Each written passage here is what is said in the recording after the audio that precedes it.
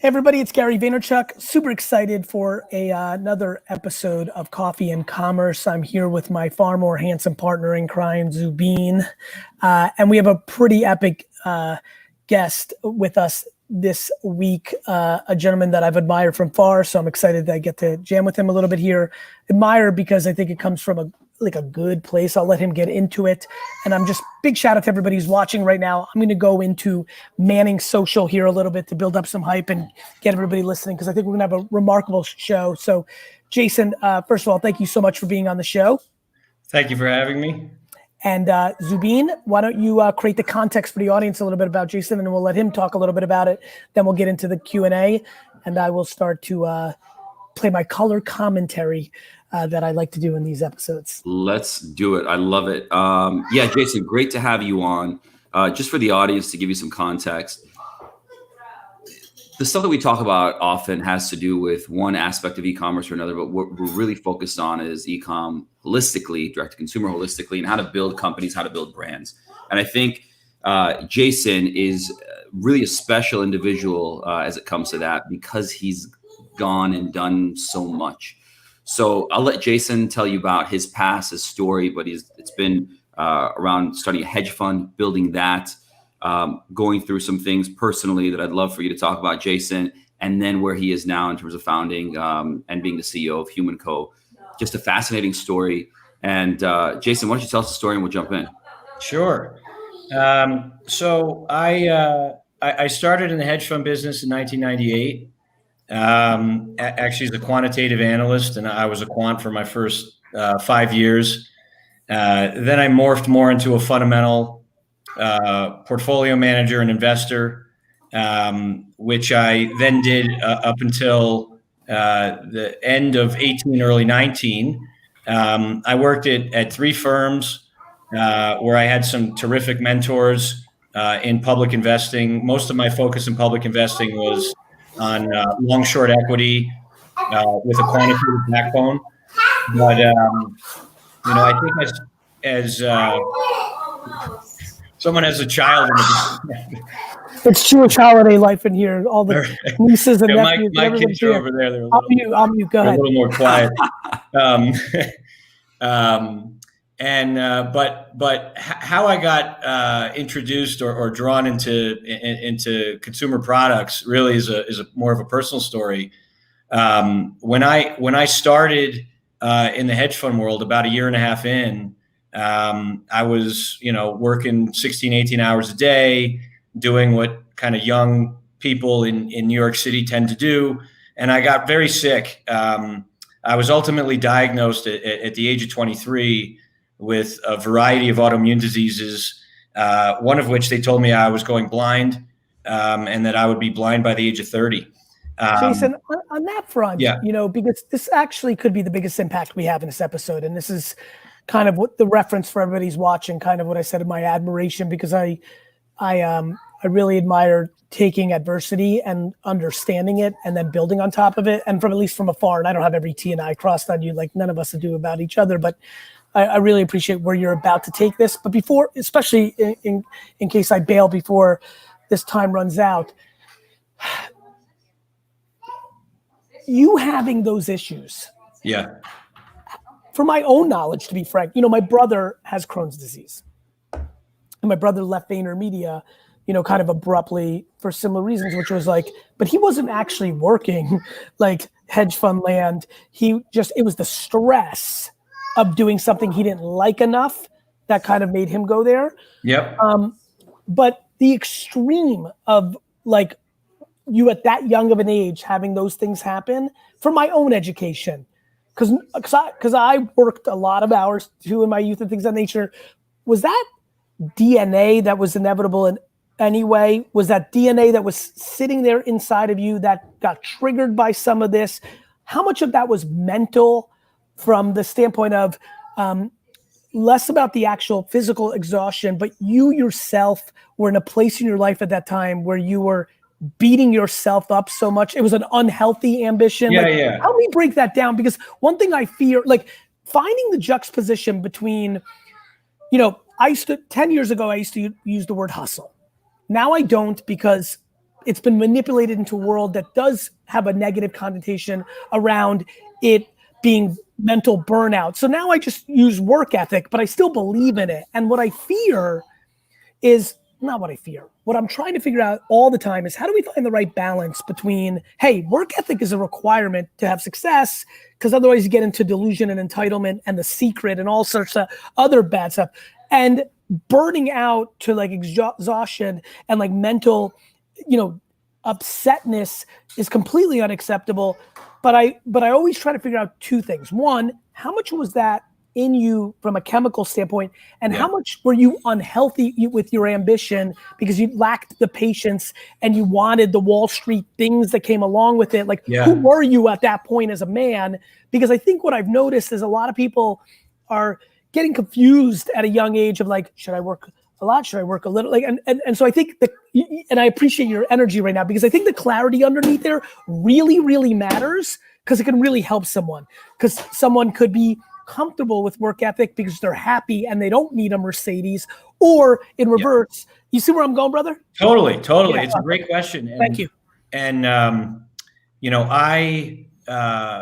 it's a combination to answer the question. I've had my DNA sequenced a few times now.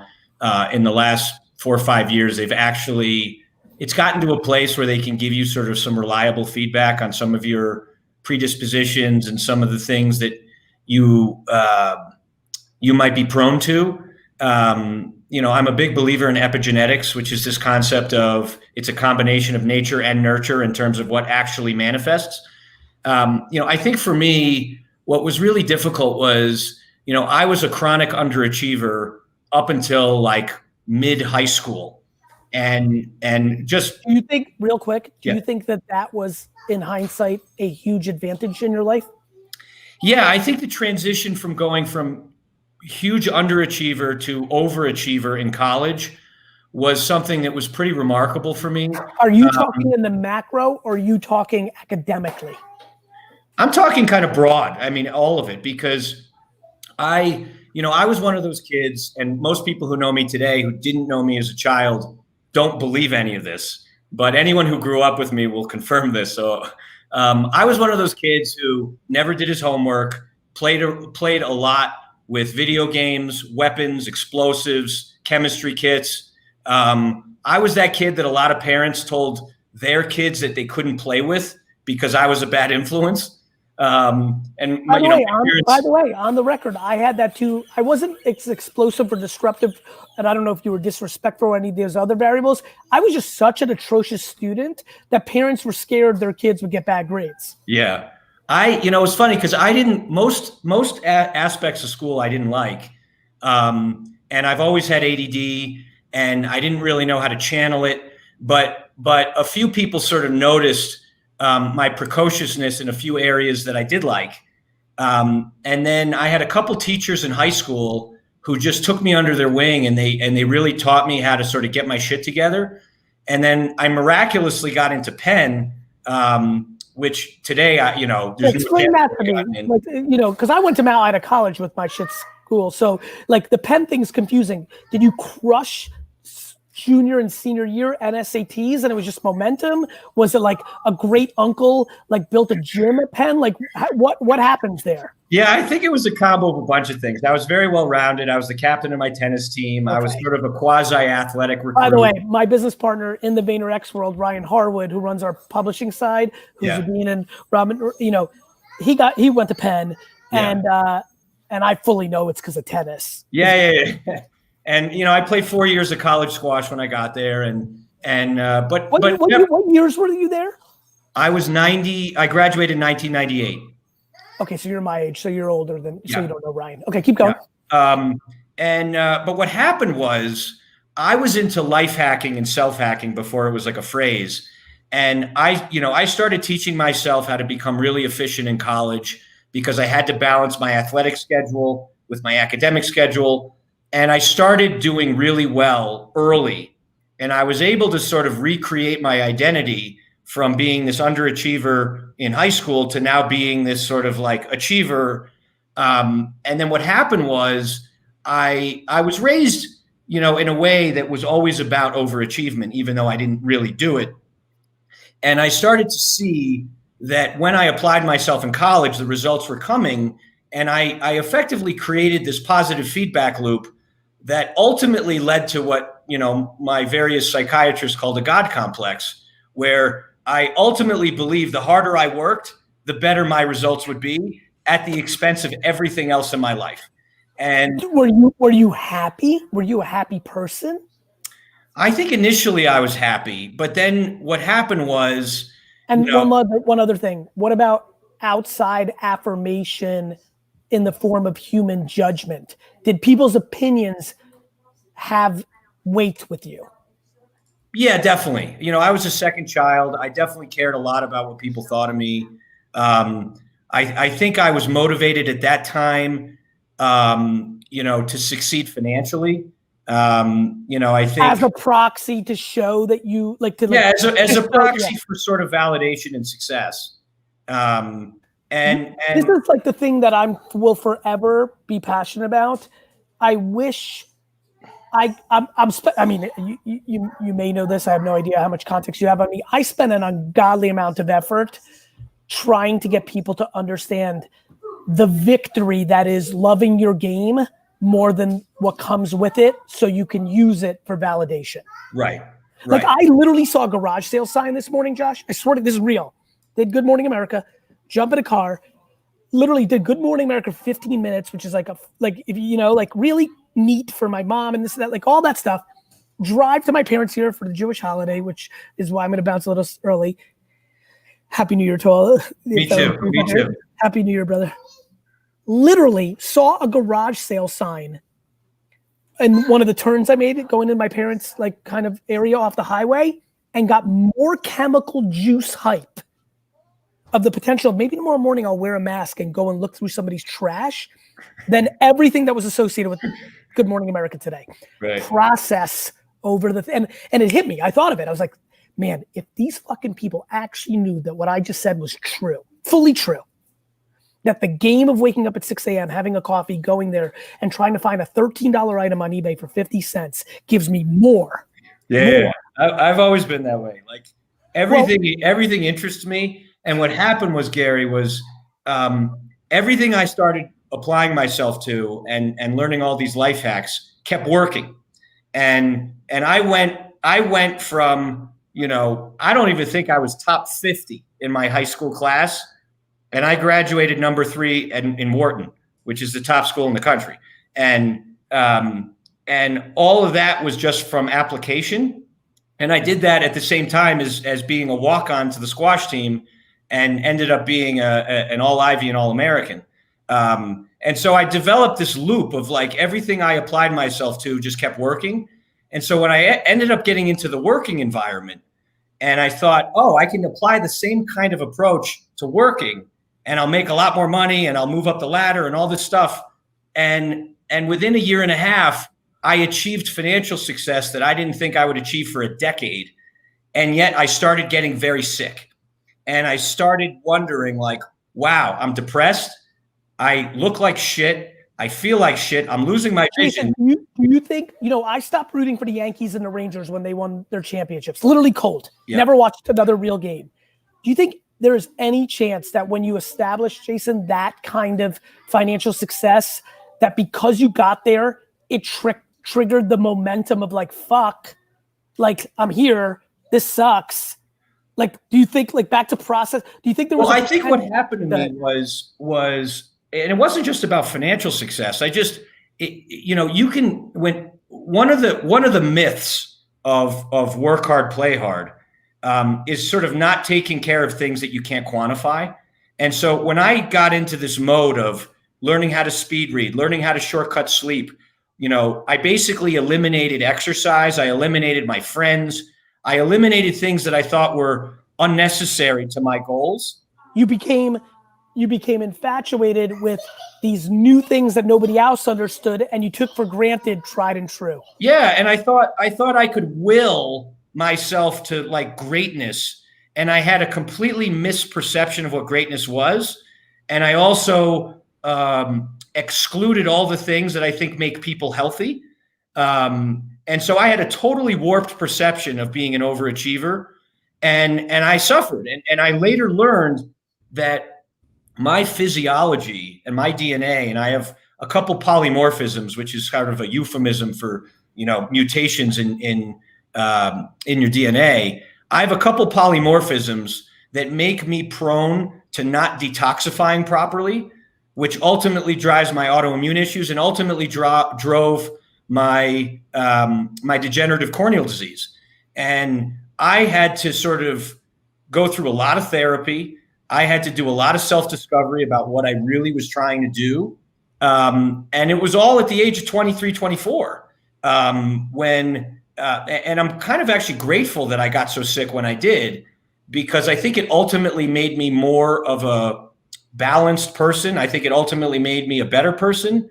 And it ultimately, I think, made me more successful, because I think I actually would have probably died if I just stayed on that course without, pausing and recognizing that balance is an essential element to success. So anyway, along those lines, I became, after I cured myself, or technically in remission, but I became fascinated because my issue is what I put in my body and on my body, primarily food, beverage, things like personal care, lotion, shampoos, toothpaste, etc. And I became an expert, because I had to, on all adulterants that go into products.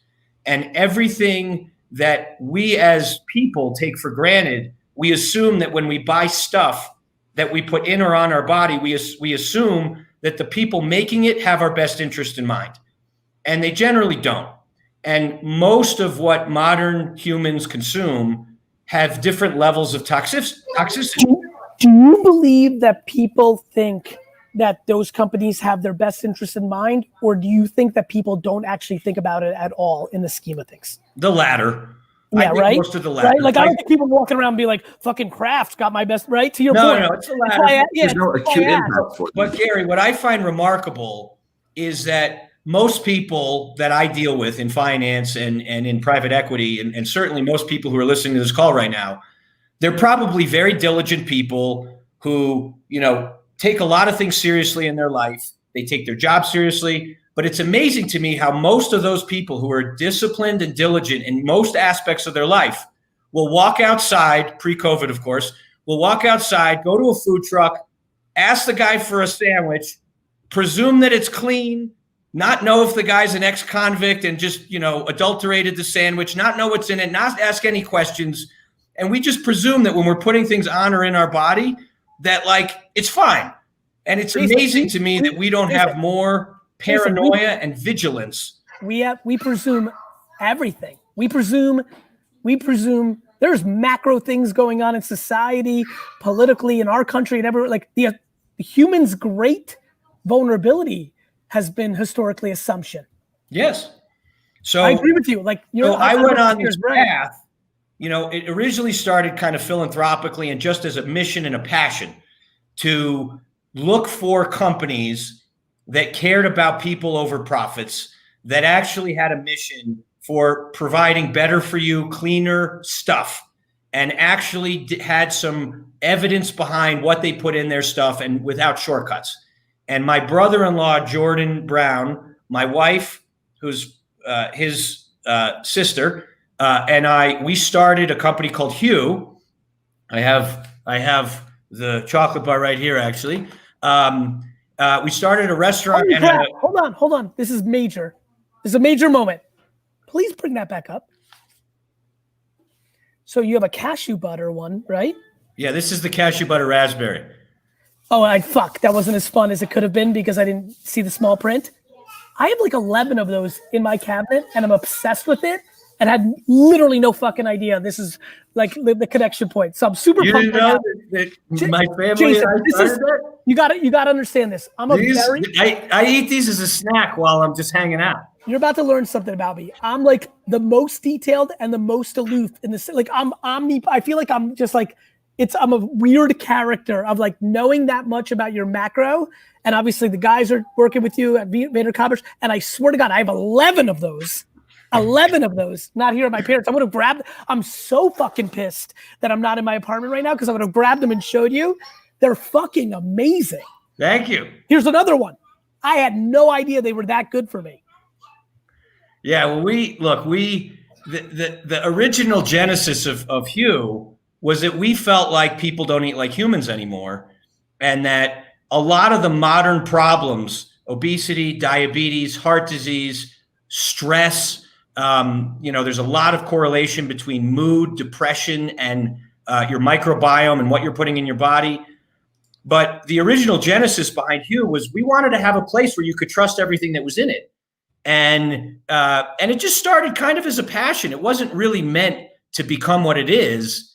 And then the chocolate and the products started taking off. And while I was doing my day job as a hedge fund portfolio manager, and when we started Hugh was like the perfect wrong timing for me, because we started Hugh the same month that I launched my own hedge fund.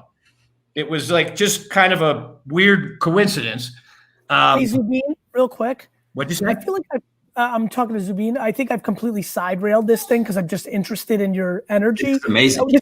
Yeah, but like we are supposed to talk a little bit about commerce here, right? We'll get there. We'll get there. Because I'm reading the comments and one guy's very upset with me. No, we'll get to him. Okay. Don't worry about it. Keep going. All right, I got to leave in 2 minutes anyway. So everybody who's watching, I'm sorry. I'm just enjoying this. And the chocolate thing got me hyped. And I love this guy's macro because I think, to your point, Jason, I think so much of what I'm blessed for, and I'm knocking on wood, is macro. In the same way that you talk about what people put in their body, I am flabbergasted by people's inability to understand you find what you're looking for in life. Yeah. Like perspective is literally like the sadness I see when I see cynicism, because it's a choice. What I'm so happy about is that you and many others have created enormous momentum over the last decade around what we're putting in our bodies. I think I'm ahead on what's going on up here. Yeah. I really do. I think the things that people view me as like too fluffy for, kindness, karma, I'm a motivational speaker, even though I build all these fucking businesses in everybody's face. Like when they try to razz me, they don't understand. It's practical. Yeah.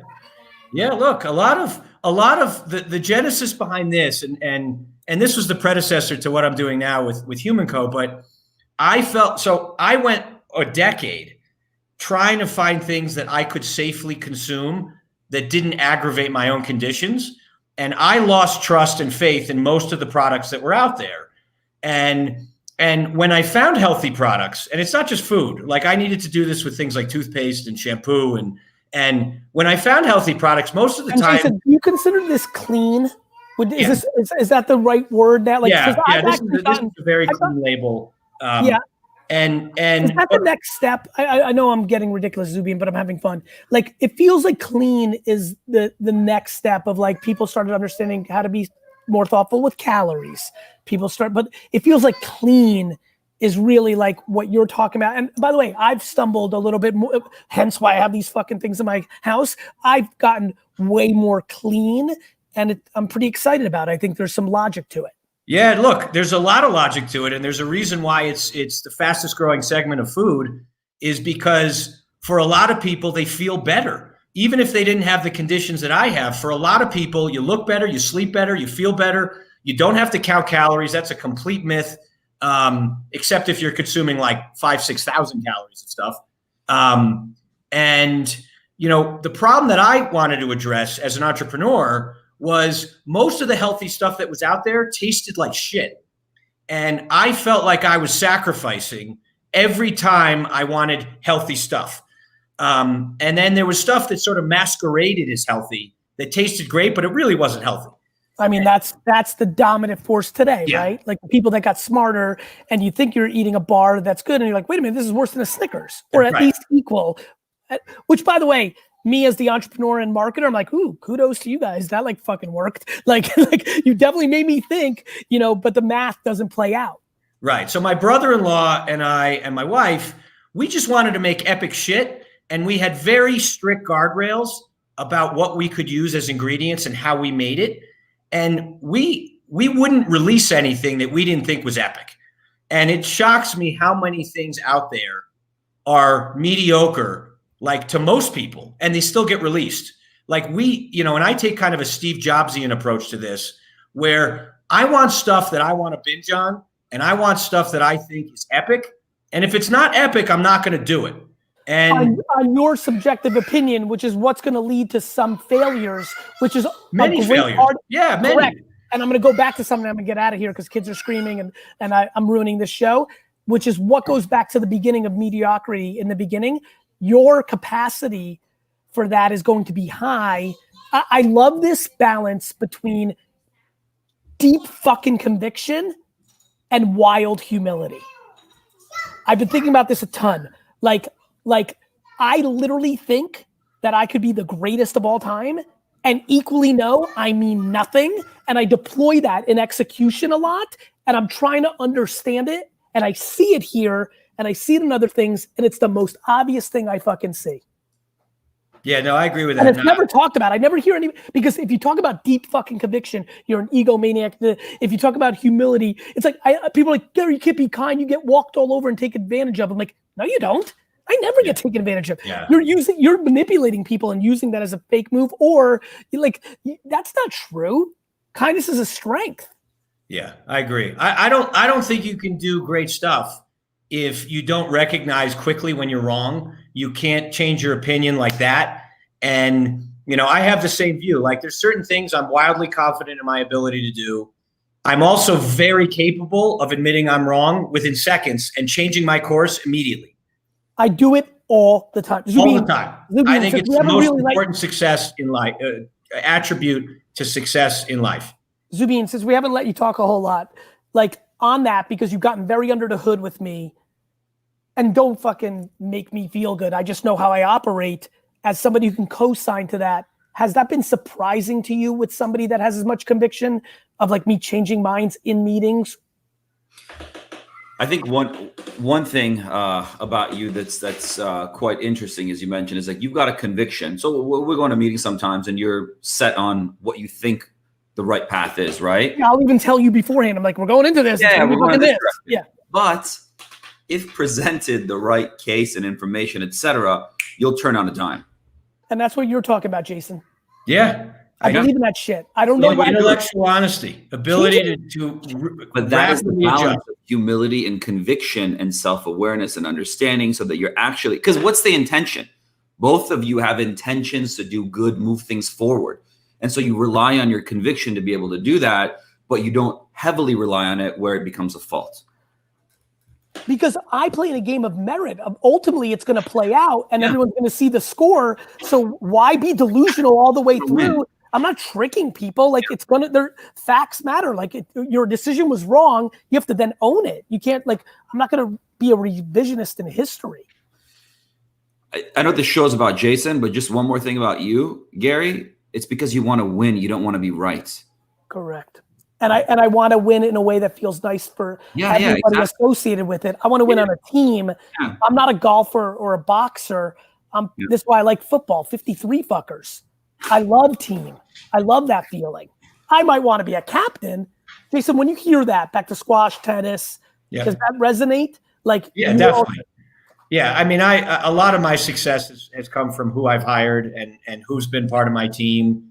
And I've never had an ego about it has to be the me show. I've always looked for who are people that complement my strengths and help my weaknesses. And I've deliberately assembled teams around me to, specifically, I've always had a few people on my team who tell me no, who tell me the emperor's wearing no clothes, and who call bullshit. And Jason, I think real quick, last thing, because I bounce, because I like bantering with you, and we may have to do this again on my podcast, because I see something here where we can get, because here we are again. How many times in your career have you seen somebody who figured out in different places, not in your cocoon, that being the person that calls bullshit has some political clout, and they actually call bullshit when they don't fully believe it, and they don't realize that you get it, and that there's the people that you just talked about that you value tremendously. Have you come across, because I'm trying to help people that are listening that maybe are early in their process, have you come across the individuals who think that's like a smart move, but then when poked and prodded, don't have the meat behind that? Yeah, definitely. It's like the strategic naysayer that sees that they're around a leader that has a lot of juice and is often correct. So they try to sneak in and think that's a move, but in reality, it ultimately exposes them. Thoughts on that? Oh, yeah, for sure. I mean, it typically is the insecure folks because they want to appear like they're adding value. And by being a naysayer, it appears that they're being thoughtful and adding value, when sometimes it's actually just not necessary. Or ultimately, they get exposed for being uncomfortably wrong. Right. All right, I'm out of here. I've been a mess. I enjoyed this too much. Jason, happy New Year. I'll talk to you guys soon. Bye-bye. Okay, let's shift gears a little bit. That was fantastic. I think everybody got a good sense of, look, the reality is we want people to gain from this. And there are all sorts of ways that people are going to gain from this show. When you're talking about an e-commerce business or direct to consumer, it's not just about how to sell products online. It's about how to live healthy, how to have a life that is rewarding, where you're giving back, and then ultimately where you have peace of mind, and you're able to do things that are meaningful. Let's go back to where we were a couple of minutes ago around Hue, and let's go from Hue to HumanCo to where you are today. Sure. So when Hue started to take off, and I've always been the chairman. My wife and my brother-in-law were in the day-to-day operations. When Hue started to take off, I think we realized collectively that we needed to, really spend more time on the strategy and the focus of it. And around that time, I was deriving so much enjoyment from just the feedback we were getting from people. Like, we got all sorts of great messages from people who were diabetic or who had autoimmune or who didn't think they could eat, delicious things anymore. And I remember thinking like, that was so much more satisfying and rewarding than like generating big returns, which that's what I had done for the last 15 years. And I started becoming an angel investor in the early, called 2012, 13, 14 timeframe, in a lot of companies that had similar ethos or philosophy or mission of Hue. And in some cases, I was advising entrepreneurs, and in other cases, I was helping and providing capital. And I just realized that that was an area where I had just such a good time. I felt like I had real comparative advantages. And I felt like it was actually, doing something for the planet and for people that was near and dear to my heart. And as that continued, and we had a lot of success with Hue, which has become quite a big company now. And we had a lot of success, or I had a lot of success with many of my angel investments. And I just realized that I was sort of done with the hedge fund thing after 20 years. I had a great run. My last couple of years were not great, but the first 15, 16 years were. And I sort of, I wondered whether that was a function of the markets changing on me or just some internal compass telling me like, you're done with this chapter. It's been 20 years, Jason. And I realized I wanted to build a company, so HumanCo is actually the culmination of all this experience, where I wanted to build a company that was not a fund. It's a holding company. It was really modeled after a hybrid of, I'll call it Berkshire Hathaway and Procter & Gamble or Mondelez. Mondelez actually bought a minority stake in Hue a couple years ago and is now one of our partners. And I wanted to build a next generation company that espoused and really stood for all the principles that we had been thinking about and I'd been thinking about for the last decade, and using the success of both my finance career as well as my investing in consumer products, and as well as my direct experience in co-founding and helping lead Hue over the last decade. We felt like that there wasn't really anything out there that was like that. And HumanCo is really just the culmination of all of this. We are now taking what my family and I did with Hue, and we're doing that with other verticals that aren't snacking. Hue is a clean snacking company, but I feel like in anything that's a consumer product or a consumable, there's a tremendous need still for helping people live healthier lives. And I think that there's a lot of categories for anything you put in your body or on your body, where either the product isn't that healthy and it's still harming humanity, or it's harming the earth, or it just doesn't work very well. And I think that it's odd to me, but there's just not a lot of stuff out there that's both epic and clean at the same time. And so we created HumanCo to do just that as a singular company with the spirit of eventually taking it public. It's fantastic. Jason, so for the audience, you obviously went through a series of events, as you mentioned, a number of issues from an autoimmune standpoint that hit you in an acute manner, and it caused you to have to change your behavior. And that gave you meaning and gave you purpose in terms of what you're doing now. And to your earlier point, I mean, you alluded to it. It's like there are people who have certain issues that they need to eat and healthy in order to suppress those challenges. And then there are other people who can actually get much better performance. And I'm not talking about performance as in like you're running or you're working out or whatever, but even mental performance and mental calm and acuity. Again, you went through something that gave you that that North Star and that purpose. For those that are listening, how can they find that for themselves? How can they find meaningful purpose without going through adversity? Yeah, no, that's a great question. I think I've been through a lot of introspection over the decades, and I don't think I've ever quite found exactly what my quote calling was, but I certainly know what my callings were not. And for me, what I tried to pay attention to is what are the things that you end up gravitating towards in your free time? What are the things that you just end up finding, kind of gives you that little light in your brain when you see it, and it gives you sort of an excitement. For some people it's sports, for some people it's music, for some people it's movies, for some people it's reading a good book, for some people it's a great conversation with someone interesting. This idea of flow, that's been sort of talked about now for the last 30, 40 years, is a measurable psychological state. And you have to be attuned to what are the things that really bring you joy, and what are the things that you can't quite put your finger on it, but you're like, I don't really like this. I would never do this in my free time. And for me, it was just about paying attention to all those little cues over a very long period of time. And for me, when I would get stressed or I would be in places that I think my body didn't want me to be, it would manifest physiologically as illness. And I'm kind of like a canary in the coal mine where everyone has this problem. It is well understood that a lot of psychological issues manifest physiologically, Sure. And make you sick or make you, develop ailments. And I think a lot of people just aren't attuned to the cues that you get daily and weekly about like, why is this bothering you and why is it not?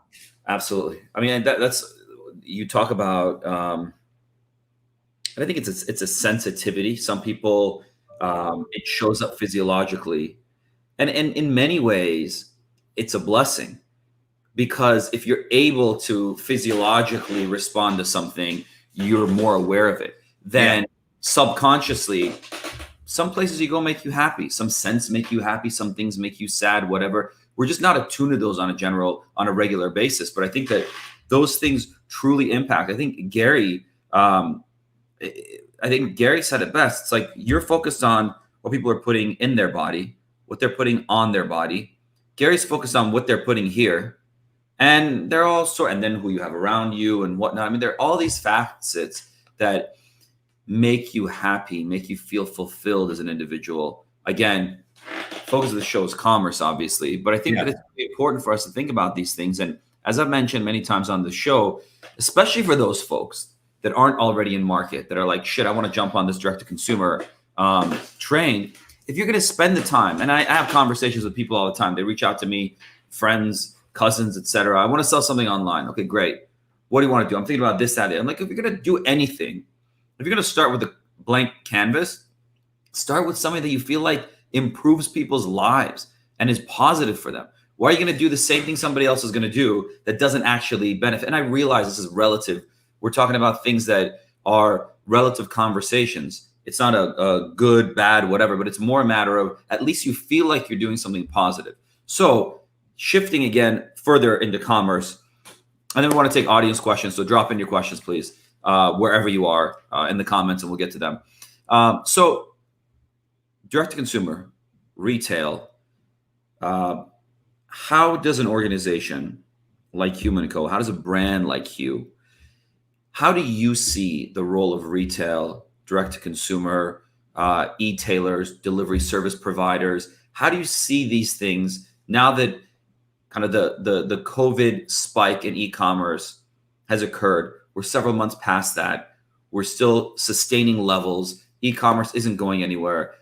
Consumers that have tried purchasing products online in many categories are going to stick to purchasing online. Where do you see all of this going moving forward? Well, I think for the listeners, if they're interested in actually developing commerce, I think it's important, and this is something I learned, over my 21-year investment career and I've invested in and shorted literally thousands of companies over 20 years. And you learn a lot when you do that. And I think the most important thing with investing, which is one of the most competitive pursuits on the planet because of how many dollars are at stake and how easy it is to sort of play with the stock market, is that the most important thing that I think about with e-commerce is you first have to understand what game you're playing, and you have to understand how the game is different today than it was 5 years ago. And, it's gotten easier for people in their dorm room to launch a product with Shopify and start selling it like in a week. It's gotten easier to do that than ever in our history. And that means that there is a proliferation, and I'm sure you see it on your social feeds, there's a proliferation of tons and tons and tons of shit and products, and this does this and this does that. And so you first have to know, like, I'm entering a game that is insanely competitive. Just like when I went into the stock market 21 years ago, I recognized even then it was insanely competitive, and today it's way more competitive. And so then you have to ask, what am I doing that's different? And what am I providing that is unique? And why is somebody going to want my thing over the thousands of other things that are just like it? And I think you have to be humble about that, because there are so many choices, and there are so many options.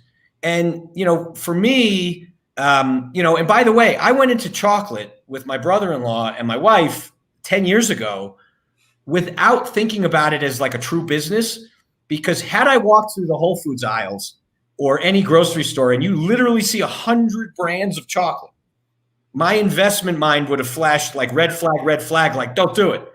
And so I think contextualizing what it is that you're doing differently is probably the first important step.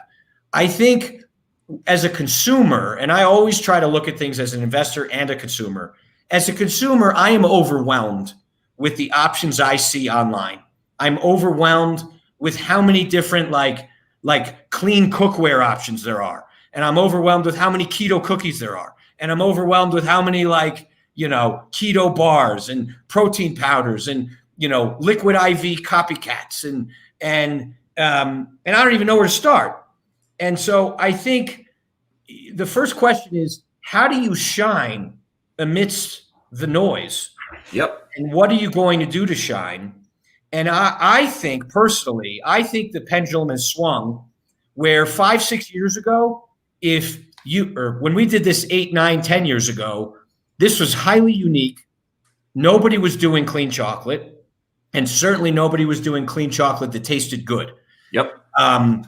And what I think my family and I did well with that, which was mostly intentional, but a lot of it was luck, was we said, you know what, we're not going to play the venture capital game of just grow revenue at any price, splatter it everywhere, try to generate revenue and then hope somebody pays us a multiple of revenue.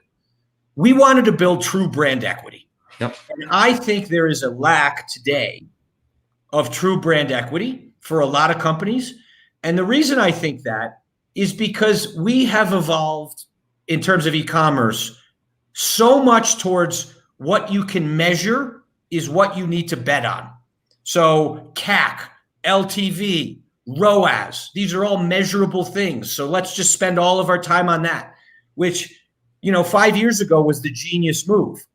But today, everyone's so myopically focused on just those variables that what I fear with a lot of these brands is when they turn off their marketing spigot and the customer has 100 other choices of keto cookie to choose from, they're not going to remember your brand. Yep. And they only used your brand because you kept bombarding them with ads.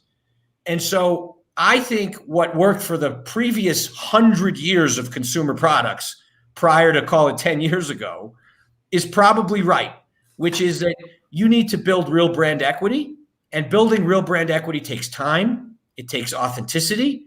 It's slower. But at the end of the day, when you stop advertising as much as you think you need to, you want people to remember, like, oh, I love that brand, and I know what that brand stands for, and I know the people behind that brand. And when shit hits the fan and I sort of remember, like, what kept me comfort during COVID, there are a lot of people who are going to say, I was baking healthy items with Hugh Gems. And they'll remember that in 20 years. And that's not because we blasted them with high ROAS ads. Yep. That's because we have a real authentic mission behind what we're doing. And I think that this cohort that's on this call needs to really think about, what is it going to take to build a lasting brand?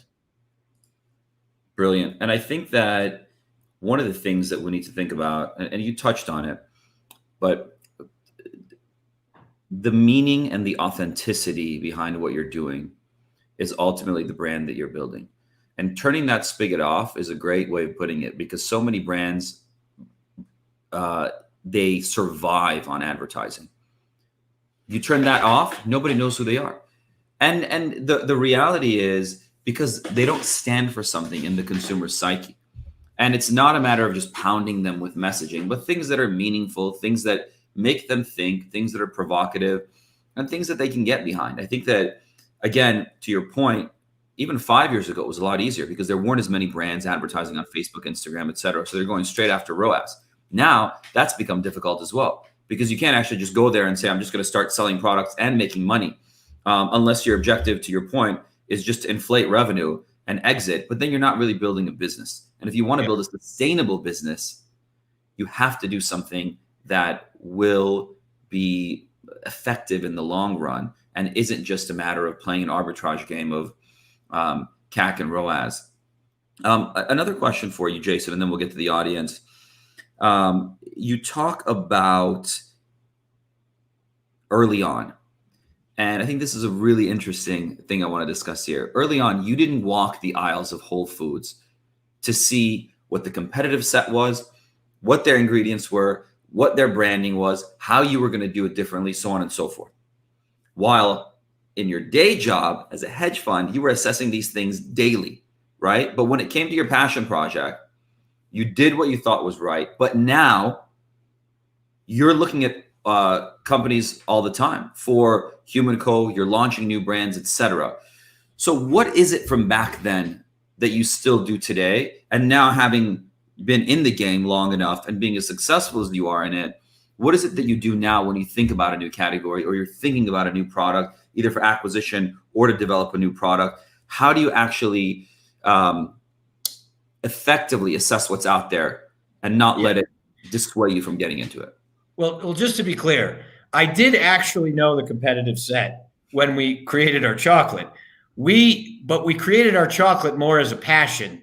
Sure. And what I was saying is, if I was creating that chocolate with my brother-in-law just to make money and just as an investment, we would never have done it. Got it. We did it because we felt there was a need, and that most of the healthy chocolate out there sucked, and that most of the chocolate that tasted good had a lot of crap in it. Yep. So it wasn't, I was trying to get more at, when you approach a problem, it can't just be about the money, because you'll end up never having enough energy to pursue it and continue with it because ultimately I have infinite energy in things that I naturally just love doing. I don't have to think about like motivating. Like it's just how I am.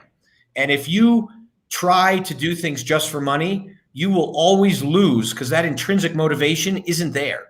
And eventually when you make enough money, it stops. So what we look for is in terms of like very specific, we look for categories where it's a big market, where the incumbents or the kind of market leaders are still pretty gross. We use the word gross, and we look for areas where we think we won't have a lot of what I call performance degradation with a cleaner label. And I'll give you an example.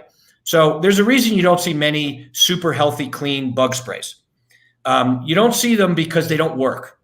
And so those have severe performance degradation when you try to use really healthy stuff that isn't sort of chemically or slightly toxic.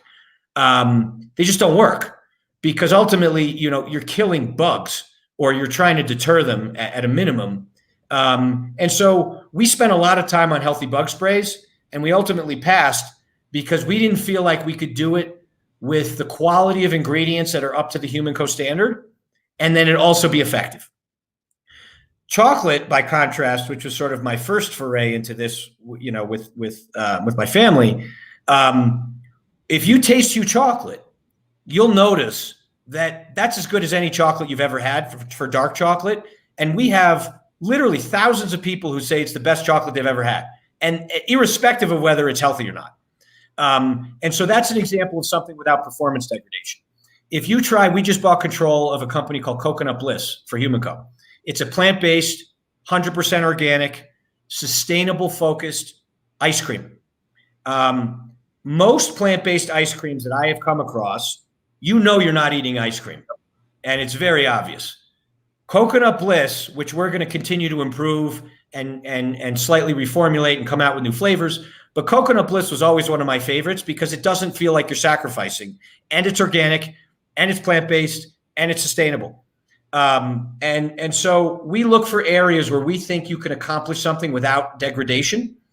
We also want to focus on areas, and this is controversial, but it's just an investment view for us. We also want to focus on areas where there's what we call a high replenishment rate. There's certain products that have high loyalty, think of like toothpaste, but have low replenishment rate. Where, at least for me, I don't know for other people, but a tube of toothpaste lasts me like over a month, maybe 2 months. So I'm only interacting with that brand 5-6 times a year. Yeah. And that's not a lot. Whereas, in things like Coconut Bliss or Hue Chocolate or some of the other brands that we're working on right now, there's much more interaction with the products. And for us, again, this is a preference, but for us, that's an important attribute. And this is sort of ironic. Most of the things that I've focused on have not been particularly DTC or e-com friendly. And that's partially by design, but it's partially just because I gravitated towards things that are refrigerated or frozen. And, in an odd way, I think things that are harder to do are less competitive because by definition, they're harder to do. So those are just sort of a sampling of kind of the things that we look for. That's fantastic. And I think that the point about replenishment isn't a controversial one. It's a business one, right? I mean, and for those that are listening, they hear all the time about things like subscription and whatnot. And it's not just a matter of what is the subscription model, but how often is this product going to get replenished? And then what category is it in, where there's brand affinity and they're going to stick with you. All right. So this has been a fantastic conversation. Let's jump to a few questions. Dustin, do your thing. So this first one comes in from XX Daisy XX at Jason H. Karp. What is some management advice you can give me? I work at a Dairy Queen as a manager, and I want my team to feel the same way about work like I do. I want to be the best leader. Great question. Ooh, ooh, it's great. And it's You know, this one's an interesting one, Daisy, because I've done some jobs that, you know, there's certain types of jobs that are more naturally fulfilling than others. And I've definitely done some jobs over the years that are not naturally fulfilling. And I think, you know, when you're a manager, there's elements of being a manager that are fulfilling because you're training people, you're leading people, you're seeing progress. But if they're below you and they're not managing people, they have to find fulfillment and purpose. And what I've learned is that fulfillment and purpose are necessary for anyone to have enjoyment in whatever they do. And money does not accomplish fulfillment and purpose. And so it could be just finding small tasks, finding small things in their daily habits that they can take satisfaction and that they can see progress in. Humans need to see progress. They need to see fulfillment and they need to see purpose. And if those are all missing, you can't be really happy and your morale will be terrible. So I would suggest you find in what they do, and some people gamify, you know, menial tasks sometimes, you know, like checking the cash register or filling out forms or cleaning the bathroom. You know, there's all sorts of things that you can do where you could provide pride and fulfillment for doing a job well done. And I think you as a manager have to think about what it is that if you interview each one of them and you ask them, what is it in your day that you actually like doing? And tell me a time when you were happy. And then taking that information and then optimizing on that so that you can, you know, whatever task they're doing, you can try to make it more purpose-driven. Absolutely. There's a reason why they say how you do one thing is how you do everything. And for people, when that rings true to you and you realize that the effort that you put into one thing is how you, basically what output you get and how you feel about yourself is going to be about everything else you do. To Jason's point, finding those little wins and seeing how it makes you feel about yourself, that positive reinforcement should continue. Next question comes in. I'm starting a seafood delivery business. Fresh, live, sustainable, traceable seafood from the Canadian East Coast, the mountains in Banff and Canmore, etc. We'll be doing B2B, but heavily on B2C. So presumably the question here, even though it's not a question, it's a statement. Congratulations to you is the answer to that. But the question here then, you talk about frozen foods. Let's talk about seafood for a moment. What are your thoughts around the entire seafood sector or frozen food? So I love frozen food as a category. I think, you know, I'm very much against preservatives and chemicals to prolong shelf life. You know, frozen is the oldest and best technology that we have still to this day for preserving food. And it's also the cleanest and the safest. Safest, that's what I was going to say. And it also maintains the highest density of nutrients. So I'm a huge fan of frozen. I love seafood. Seafood, you know, in most periods, non-COVID is the bulk of the meat animal products I tend to eat. And I'm a huge proponent and supporter of wild seafood. There's a great company, I believe it's based in Canada, called Vital Choice, that I've been a customer of for probably 15 years. And my family buys a lot of wild Alaskan salmon and a lot of other wild fish. So, you know, I love it. I think the challenge for most people with wild or sustainably raised seafood is it's expensive. And I think convincing people as to the merits of why it should be expensive is a challenge. But people need to realize that catching a fish with a pole and then shipping it and so that it's preserved is not a cheap endeavor. Yep. So I'm a huge fan of that. Fantastic. Chef Lizette asks us, should you cut off the marketing well at some point just to test and measure your brand worth? So do your I love that. So when we've looked at companies to invest in, and I see a very high kind of DTC success rate, and I see a high spend, you know, one of the things which I've not been able to accomplish, by the way, but one of the things I've always wanted to do as part of the due diligence is force them to shut off the spending for a month and see what happens. I think if you have control of that and you're not worried about what happens and you don't have shareholders that you have to explain that to, I think it's a fabulous exercise. because there's only so many ways to measure it. Yeah. And that is a true way to measure, do people remember your brand when you stop telling them about it? Yeah, and I think there are other kind of micro ways of doing that. It's not going to have as massive amount of impact as what Jason's talking about here in terms of just shutting it off. But the other way of doing that is just to understand what percentage of your sales are referral sales. So someone's actually mentioned it to them. So non-attributable to advertising. I know attribution is a whole situation. We don't need to get in that right now. We don't have the time to, but non-attributable ways. Are people sharing it with their friends, et cetera? And is that how people are coming in? Jason, we've taken quite a bit of your time today. Let's have one more question, if that's okay. And then to Gary's point, we got to get you on for a longer period of time. So next question.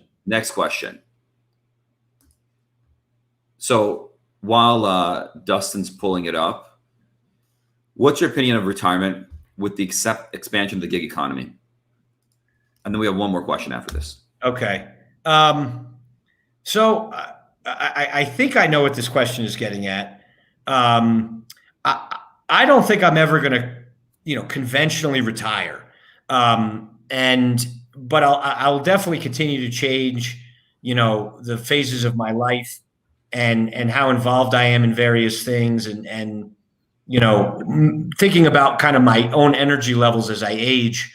But there's a lot of literature on people truly retiring, particularly people who are in sort of, public service where they get a pension and they actually have to retire, policemen, firemen, those types. And there's a very high incidence of depression and a very high incidence of just like mental malaise. Because again, getting to my earlier point on purpose and fulfillment, people need purpose and they need to have things that they're always working towards, even if it's not a huge proportion of their day. My father, who technically retired 6-7 years ago, he volunteers at a hospital and works mostly with people who are dying because he just likes interacting with them. And he likes providing sort of a friendly face and being able to talk to them. He doesn't get paid for it, but it provides him fulfillment.